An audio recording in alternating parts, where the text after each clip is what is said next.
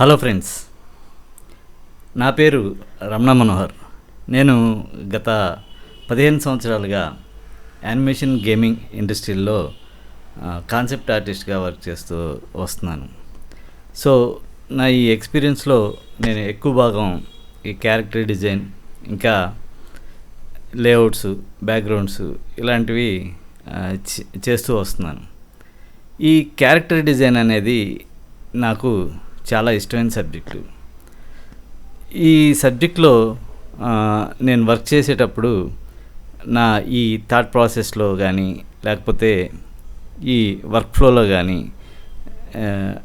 నేను చివరిగా చాలా సులువుగా ఎలా బొమ్మలు వేయచ్చు అనేది ఈ టెక్నిక్స్ కొన్ని నేను సొంతగా ఇంప్రూవ్ చేసుకున్నాను. ఆ టెక్నిక్స్ ఏంటో ఇవాళ మనం ఈ వీడియోలో చూద్దాం. అయితే ఒక ముఖ్యమైన విషయం, ఈ వీడియోని మీరు ఎక్కడ స్కిప్ చేయకుండా చివరి వరకు చూడండి. ఎందుకంటే నేను మాటల్లో చెప్పేటప్పుడు చాలా ఇంపార్టెంట్ పాయింట్స్ మీరు మిస్ అయ్యే అవకాశం ఉంది. కాబట్టి దయచేసి వీడియోని కొంచెం చివరి వరకు చూడండి. ఇది కొంచెం డెఫినెట్గా లెంతీ వీడియో, ఎందుకంటే ఇందులో నేను కొన్ని ముఖ్యమైన విషయాలని కవర్ చేస్తూ వెళ్తున్నాను కాబట్టి. సో ఫ్రెండ్స్, ఇవాళ టాపిక్ వచ్చి ఈ క్యారెక్టర్ డిజైన్ మనం ఫోటోగ్రాఫ్స్ని రెఫరెన్స్గా తీసుకొని ఎలా గీయొచ్చు అనేది. అసలు ఈ ఫోటోగ్రాఫ్ని ఎందుకు మనం రెఫరెన్స్గా తీసుకోవాలి? మెమరీలో వేయచ్చు కదా.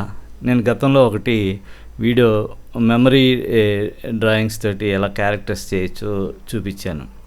అయితే ఈ మెమరీలో మనం ఎక్కువ వేరియేషన్స్ వెళ్ళలేం. అంటే ఉదాహరణకి ఈ ఫొటోస్ చూస్తున్నప్పుడు మనకి కొత్త ఆలోచనలు, ఈ రిఫరెన్స్ చూస్తున్నప్పుడు దాన్ని ఇంకా ఎలా పుల్ చేయొచ్చు అనేది మనకి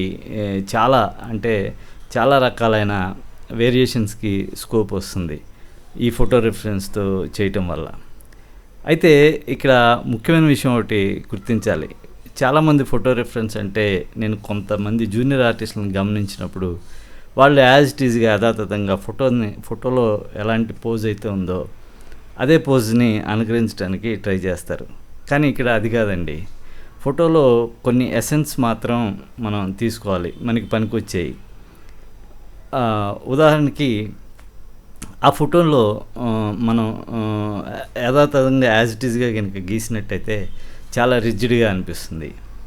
అదే దానికి మనం కొంత ఎక్స్ప్రెషన్ జోడించి లైన్ ఆఫ్ యాక్షన్లో మనకి అనుగుణంగా, మన స్కెచ్కి అనుగుణంగా ఆ ఫోటోని రిఫరెన్స్ కనుక ఇంప్లిమెంట్ చేయగలిగితే అది అద్భుతంగా ఉంటుంది. అది ఎలాగో చూద్దాం. ఈ వీడియోలో నేను ఒక పోలీస్ ఆఫీసర్స్ రెఫరెన్స్ ఫొటోస్ తీసుకున్నాను. ఎక్కువ తీసుకోలేదు, అంటే నాకు ఎంతవరకు అవసరమో అంతవరకే ఒక 2 ఇమేజ్లని నేను తీసుకున్నాను. అది కూడా చాలా ఫాస్ట్గా. మనం ఈ స్థాయిలో మనం ఎక్కువ టైం స్పెండ్ చేయాల్సిన అవసరం లేదు. మనం గూగుల్ సెర్చ్లోకి వెళ్తే మనకి ఇమీడియట్గా మనం ఏ సబ్జెక్ట్ సంబంధించిన క్యారెక్టర్స్ కావాలో ఆ ఏజ్లో మనం క్యారెక్టర్స్ తీసుకోవచ్చు. తీసుకున్న తర్వాత ముఖ్యంగా ఇక్కడ మనం చూడాల్సింది ఏంటంటే, ఈ రిఫరెన్స్లో మన ఏజ్కి ఆ రిఫరెన్స్ మ్యాచ్ అవుతుందా లేదా. రెండోది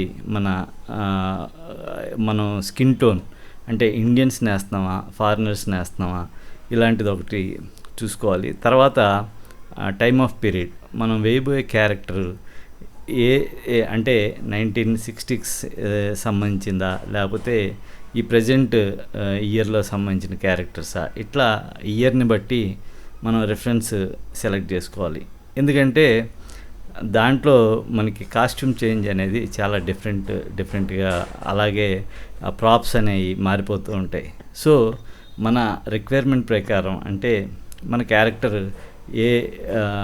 ఏ టైమ్ ఆఫ్ పీరియడ్లో కాస్ట్యూమ్స్ని, తర్వాత ప్రాప్స్ని డిమాండ్ చేస్తుందో ఆ టైమ్ ఆఫ్ పీరియడ్లో ఇమేజెస్ మనం సెలెక్ట్ చేసుకోవటం అనేది ఇక్కడ ఒక ఇంపార్టెంట్ ఇష్యూ. తర్వాత ఇక మనం ఫోటోగ్రాఫ్స్ని తీసుకున్న తర్వాత ముందుగా మనం చేయాల్సిన పని ఏంటంటే, దాన్ని ఓవరాల్గా, అంటే ఆ క్యారెక్టర్ని కాసేపు గమనించండి. ఈ క్యారెక్టర్ని మీరు థాట్ ప్రాసెస్లో రకరకాల పోజుల్లో ఊహించుకోండి. వాళ్ళు నడుస్తుంటే ఎలా ఉంటారు, యాక్షన్లో ఎలా ఉంటారు, రకరకాల పోజులు, మనకు అవసరమైన పోజులు ఊహించుకోండి. ఊహించుకున్న తర్వాత నెక్స్ట్ చేయాల్సింది ఏంటంటే చాలా రఫ్గా స్క్రిబుల్స్ వేయటం మొదలుపెట్టండి. ఈ స్క్రిబుల్స్ అనేవి నేను చాలాసార్లు చెప్పినట్టు ఎక్కువ టైం వేస్ట్ చేయొద్దు. ఇవి ఎవరికో చూపించేవి కాదు. ఇవి కేవలం మనకి ఒక బేస్ స్కెల్టన్, అంటే ఇంకో రకంగా చెప్పాలంటే ఇప్పుడు స్కల్ప్చర్ చేసే వాళ్ళని మనం చూస్తే వాళ్ళు ఒక మట్టి ముద్దను తీసుకొని దాన్ని స్కల్ప్ చేయటం మొదలు పెడుతూ ఉంటారు. ముందు మనం ఆ ముద్దను చూసినప్పుడు అది చాలా మనం ఊహించడానికి వీలుగా ఉండదు. అంటే ఆ మట్టి ముద్ద చివరగా అంత అద్భుతమైన రూపాన్ని సంతరించుకుంటుందని మనం ఎక్స్పెక్ట్ చేయం. అలాగే మన స్కెచ్ కూడా అలా ఉండాలి. మనం రాను ఆ స్కెచ్ని డెవలప్ చేస్తూ పోతూ ఉండాలి. అంతేగాని మనం టైంని ముందే స్కెచ్ మీద స్పెండ్ చేయకూడదు. అది ఎలానో ఉండండి, మనకి కేవలం దాంట్లో ఒక బేస్ లైన్ ఆఫ్ యాక్షన్ కానీ, తర్వాత బేస్ షేప్ కానీ, బేస్ ప్రపోర్షన్స్ కానీ మనం అటెంప్ట్ చేస్తూ వెళ్తూ ఉండాలి. ఇంకొకటి చాలా ముఖ్యమైన పాయింట్ ఏంటంటే, చాలామంది ఫోటోషాప్లో ఈ లేయర్స్ వేసుకుంటూ వెళ్తారు. ఇది చాలా పొరపాటు పని అండి. అంటే ఈ క్యారెక్టర్ డిజైనింగ్ చేసేటప్పుడు మనం ఇలా ఎక్కువ మల్టీ లేయర్స్లో చేసుకుంటూ వెళ్తే మనం క్యారెక్టర్ని అడ్జస్ట్ చేసుకునే అవకాశం వీలు ఉండదు. అలాగే కలర్ని నేనైతే ఉదాహరణకి చాలా సింపుల్గా ఒక షేప్ని లాసో టూల్తో సెలెక్ట్ చేసి కలర్ని మార్చేస్తూ ఉంటాను. సో దాని ప్రకారం నాకు కావాల్సిన కలర్ వచ్చే వరకు అడ్జస్ట్ చేసుకుంటూ వెళ్తాను. ఇది చాలా సులువైన పద్ధతి కదా. అదే మనం రకరకాల లేయర్స్లో డిజైన్ పెట్టుకుంటే మనం ఆ లేయర్స్ అన్నిటినీ ఇలా చేయటం కుదరదు. సో చాలా ఇంపార్టెంట్ విషయం ఏంటంటే మనం ఒకే లేయర్లో వర్క్ చేస్తూ ఉండాలి. ఈవెన్ కొన్నిసార్లు మనం లేయర్స్ యాడ్ చేసినా ఆ లేయర్ని మెర్జ్ చేసుకొని మళ్ళీ ఆ కొత్త లేయర్ మీద వర్క్ చేసుకుంటూ వెళ్ళటం అనేది చాలా కరెక్ట్ పద్ధతి. ఇలా చేసుకుంటూ వెళ్తే మనకి వచ్చే లాభాలు ఏంటో మీరే ఎక్స్పీరియన్స్ చేస్తారు. చూడండి, ఎప్పుడు సింగిల్ లేయర్లో వర్క్ చేయడానికి ప్రయత్నించండి. మనకి అంతగా అవసరమైతే మనకి తర్వాత సపోజ్ ప్రాప్స్ కానీ అవి కానీ సపరేట్ లేయర్స్ కావాలనుకుంటే బొమ్మ మొత్తం పూర్తయిన తర్వాత మనం వాటిని కట్ చేసి వేరే లేయర్స్లో పెట్టుకోవచ్చు. ఇకపోతే మరో ముఖ్యమైన విషయం ఏంటంటే, దీంట్లో మనం ముందుగా ఈ ఒక క్యారెక్టర్ వేసేటప్పుడు ఈ క్యారెక్టర్ని చాలాసార్లు అంటే మనం ఏ బ్యాక్గ్రౌండ్లో వేయబోతున్నాం అనేది ముందుగా ఒకసారి చెక్ చేసుకోవాలి. అంటే ఈ క్యారెక్టర్ బ్యాక్గ్రౌండ్ కలర్స్లో మెర్జ్ అవ్వకుండా ఉండటం అనేది చాలా ఇంపార్టెంట్. ఇది చాలామంది ఆర్టిస్టులు చేయరు. వాళ్ళకి నచ్చిన ఒక మంచి కలర్ స్కీమ్ తోటి ఒక క్యారెక్టర్ చేసిన తర్వాత దాన్ని ఒక బీజీలో పెట్టి చూస్తే తీరా ఆ బీజీ కలర్స్, క్యారెక్టర్ కలర్స్ రెండు ఒకటే అయిపోయి క్యారెక్టర్ మెర్జ్ అయిపోయి క్యారెక్టర్ కలర్స్ ఎలివేట్ కావు. సో దీనికి మంచి సొల్యూషన్ ఏంటంటే, మనం క్యారెక్టర్ కలర్ చేసేటప్పుడే మనం బ్యాక్గ్రౌండ్ ఒక లేయర్లో పెట్టుకొని ఆ బ్యాక్గ్రౌండ్ లేయర్తో ఒకసారి చెక్ చేసుకుంటూ వెళ్ళటం అనేది చాలా ఇంపార్టెంట్. అది బ్యాక్గ్రౌండ్ స్టైల్కి, తర్వాత కలర్కి, మన క్యారెక్టర్ కాంట్రాస్ట్కి ఎంతో ఉపయోగపడుతుంది. ఈ చిన్న విషయాన్ని ఎప్పుడూ మర్చిపోవద్దు. తర్వాత ఇక బొమ్మ విషయానికి వస్తే, ఈ ఫోటోలో ఉన్న ఎసెన్స్ని నేను ముందుగా చెప్పినట్టు ఎక్స్ప్రెషన్స్ని మనం పుల్ చేయాలి. అంటే దాన్ని ఎంతవరకు ఎగ్జాజరేట్ చేయగలమో, ఎంత ఎగ్జాజరేట్ చేస్తే బాగుంటుందో చూసుకుంటూ మనం ఎగ్జాజరేట్ చేయడానికి ప్రయత్నం చేయాలి. అలాగే మన ప్రాజెక్టు కార్టూన్ స్టైల్ అయితే మనం మరింత బౌండరీస్ ఇంకా ఎక్స్టెండ్ చేయొచ్చు. అలాగే మన ప్రాజెక్ట్ స్టైల్కి అనుగుణంగా ఈ ఫోటో రెఫరెన్స్ను ఉపయోగించి మనం స్కెచ్ వేయటం మొదలు పెట్టాలి. అది కూడా చాలా సింపుల్గా, చాలా వీలైతే చాలా మెస్సీగా. ఎందుకంటే ఆ క్యారెక్టర్ని మనం ఒక ట్యూన్ చేసే వరకు పలుమార్లు దాన్ని కట్ చేస్తూ, పేస్ట్ చేస్తూ, లేదా చిన్నది పెద్దది చేస్తూ, అడ్జస్ట్ చేస్తూ వెళ్తూ ఉంటాం. ఈ ప్రాసెస్లో మనం ఆ బొమ్మని దాదాపుగా మార్చేస్తూ పోతూ ఉంటాం. సో మనం ఎప్పుడూ కూడా ఎర్లీ స్టేజ్లో మనం ఆ క్యారెక్టర్ మీద ఎక్కువ టైం స్పెండ్ చేయొద్దు. ఇక మనం క్యారెక్టర్ని డెవలప్ చేసేటప్పుడు ఈ కలర్ స్కీమ్ అనేది చాలా ఇంపార్టెంట్. చాలామంది ఈ రెండరింగ్లో కలర్స్ని మిక్స్ చేయాలని చూస్తూ ఉంటారు. ఇక్కడ ఒక సీక్రెట్ ఏంటంటే మనం కరెక్ట్ కలర్స్ని అంటే టోనల్ వాల్యూస్ని కనుక మనకి కొంత గ్రిప్ ఉండి మనం కరెక్ట్ టోనల్ వాల్యూస్ పెడితే ఎక్కువ మెర్జ్ చేయాల్సిన అవసరం లేకుండా అంటే రెండర్ చేయకుండానే అది మనకి అద్భుతమైన మౌల్డింగ్ ఎఫెక్ట్ కనిపిస్తూ ఉంటుంది విజువల్లీ. సో అంటే ఇలా మనం కలర్స్ని సెలెక్ట్ చేసుకునేటప్పుడే జాగ్రత్తగా టోనల్ వాల్యూస్ని పర్ఫెక్ట్గా దానికి సరిపడేలాగా కలర్స్ని సెలెక్ట్ చేసుకోవాలి. ఇక ఈ బ్రషెస్ విషయానికి వస్తే నేను అంతకుముందు చాలాసార్లు చెప్పినట్టు ఈ బ్రషెస్ని మనం పెద్దగా దీని మీద ఫోకస్ పెట్టి దీనికోసం ఆందోళన చెందాల్సిన అవసరం లేదు. ఈ మొత్తం ప్రాసెస్లో నేను మేజర్గా ఈ రౌండ్ బ్రష్ని వాడుతూ వచ్చాను.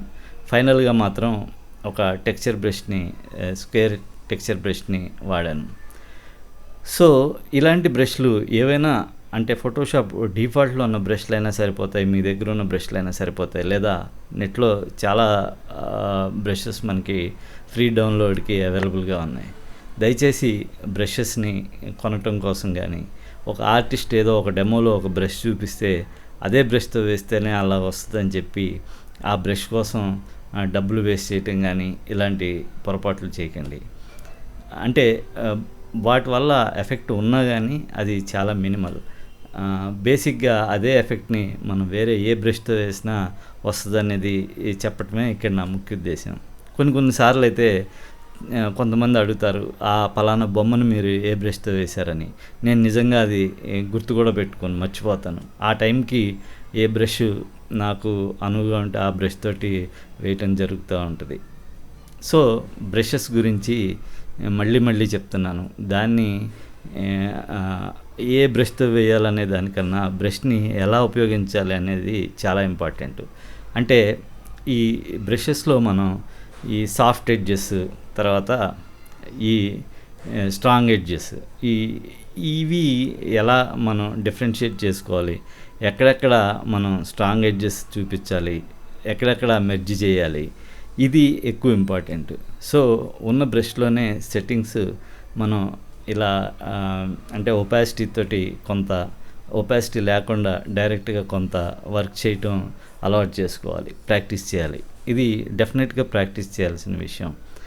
సో నెక్స్ట్ ఇంకొక ముఖ్యమైన విషయం ఏంటంటే చాలామంది ఈ వీడియోస్లో అక్కడ ఇక్కడ నేను గమనిస్తున్నప్పుడు ఎవరు చెప్పని ఒక ఇంపార్టెంట్ విషయం ఏంటంటే ఈ రెజల్యూషన్ అనేది చాలా కీ రోల్. అంటే మన డాక్యుమెంట్ రెజల్యూషన్ అనేది చాలా కీ రోల్ ప్లే చేస్తుంది. మనం జనరల్గా హై రిజల్యూషన్లో చాలామంది నేను చూస్తూ ఉంటాను, జూనియర్ ఆర్టిస్టులు కొత్తగా ఈ ఫీల్డ్లోకి వచ్చిన వాళ్ళు చాలా హై రిజల్యూషన్లో చేస్తే ఆ బొమ్మలు చాలా బాగుంటాయి అనే ఉద్దేశంతో మొదలుపెట్టడం హై రిజల్యూషన్లో మొదలు పెడతారు. తర్వాత వేసే స్కెచెస్ కూడా చాలా ఇంప్రెసివ్గా ఉండాలని వాళ్ళు వేసే ప్రతి లైను, ప్రతి బొమ్మ, ప్రతి స్టేజీ అది ఫైనల్ స్టేజ్ లాగా ఫీల్ అయ్యి చేస్తూ ఉంటారు. ఇది చాలా పొరపాటు అండి. ఈ వీడియోలో నేను ముఖ్యంగా 2 రకాలుగా దీన్ని విభజించవచ్చు. అంటే ఈ రెజల్యూషన్ని లో రెజల్యూషన్ ఒక స్టేజీ, హై రెజల్యూషన్ ఇంకో స్టేజీ. ఇది నేను మీకు ఈ వీడియోలో ఖచ్చితంగా వివరిస్తాను.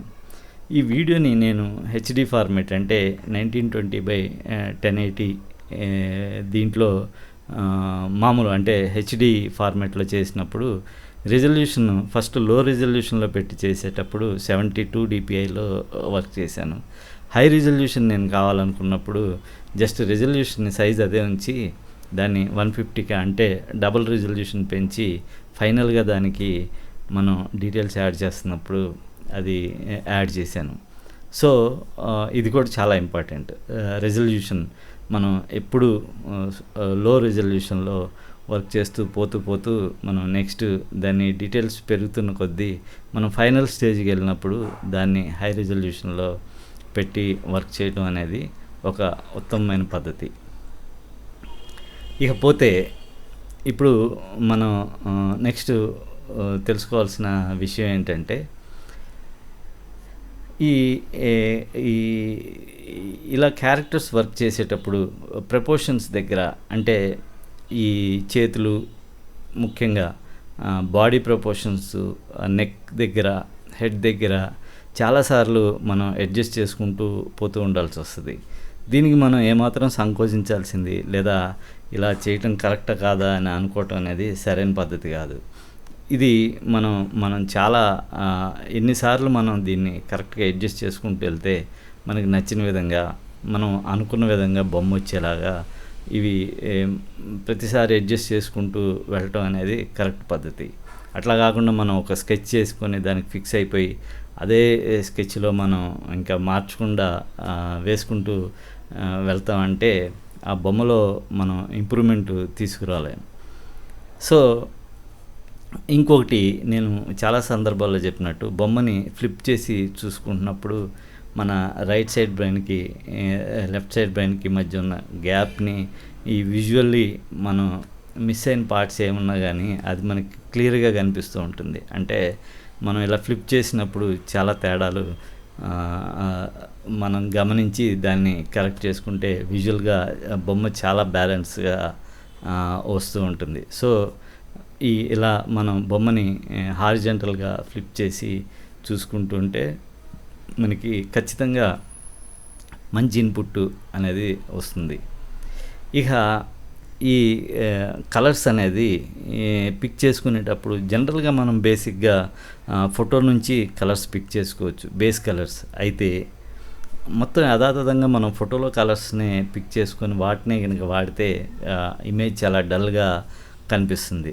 సో మనం బేస్ కలర్స్ పిక్ చేసుకున్నప్పటికీ దాంట్లో మనం ఫ్రెష్నెస్ని ఇంకా మనం వైబ్రెంట్గా కలర్స్ కనపడేలాగా అడ్జస్ట్ చేసుకొని మనం కొంత కలర్ టింట్ని యాడ్ చేసుకుంటూ వెళ్తే అది ఇంకా అద్భుతమైన ఎఫెక్ట్ ఉంటుంది. ఈ విధంగా కలర్ని పిక్ చేసుకొని మనం ఇలా వాడుకోవచ్చు. ఇకపోతే ఈ ప్రాప్స్ విషయానికి వస్తే మీరు గమనిస్తే ఈ ఫోటోలో ఆ బ్యాడ్జ్లు ఇలాంటివి, అంటే యాంబ్లమ్స్ లేదా బటన్స్ ఇలాంటివి మనం ఫోటో నుంచి డైరెక్ట్గా పిక్ చేసుకొని పెట్టుకోవచ్చు. అఫ్కోర్స్ టైం ఉంటే వాటిని కూడా వేయచ్చు, లేదా టైం కన్స్ట్రైన్ ఉంటే వాటిని డైరెక్ట్గా మనం వేసే కాన్సెప్ట్ ఆర్ట్లో పేస్ట్ చేసుకొని దాని మీద, అంటే ఎక్కడైనా పిక్సలేట్ అవుతుందా లేదా దానికి ఎక్కడైనా టచ్అప్స్ అవసరమైన ఆ కలర్ మూడ్కి సరిపోయే విధంగా అడ్జస్ట్ చేసుకోవచ్చు. ఇవి మనకి చాలా టైంని మిగులుస్తాయి. లేదు నేను అది మొత్తం అన్నీ నేనే సొంతగా వేసుకోవాలనుకున్నా వేసుకోవచ్చు, అదేం ప్రాబ్లం లేదు. అది అగైన్ నేను చెప్పినట్టుగా మనకుండే టైం కన్స్ట్రైన్ బట్టి మనం ఆ బొమ్మని ఎలా చేయొచ్చు అనేది మనం చూసుకోవచ్చు. ఇకపోతే ఇలా మనం ఈ బొమ్మను మోల్డ్ చేసుకుంటూ వెళ్తూ ఉంటే ఒక స్టేజ్కి వచ్చిన తర్వాత నేను చాలా సందర్భాల్లో చెప్పినట్టు ఈ డీటెయిలింగ్ అనేది మనం ఒకరోజు చేయొచ్చు, 2 రోజులు చేయొచ్చు, వారం చేయొచ్చు, నెలలు చేయొచ్చు. అది మనకున్న టైంని బట్టి మనం ఏ రకంగా దానికి ఎంత స్పెండ్ చేయాలనే దాని మీద ఆధారపడి ఉంటుంది. ఇప్పుడు నేను మీకు ఉదాహరించిన ఈ బొమ్మని ఈ పద్ధతిలో ఈ ఫోటోను ఉపయోగించి మీరు ట్రై చేసి చూడండి. ఖచ్చితంగా మీకు నేను ఇచ్చిన ఇన్పుట్స్ ఉపయోగపడతాయని నేను అనుకుంటున్నాను. అలా మీరు కొన్ని డ్రాయింగ్స్ ట్రై చేసి చూడండి. ఇంకా వీలైతే అవి నాకు పోస్ట్ చేయండి లేదా నాకు మెసేజ్ చేయండి. నేను డెఫినెట్గా మీ బొమ్మలకి నా ఇన్పుట్ యాడ్ చేస్తాను. సో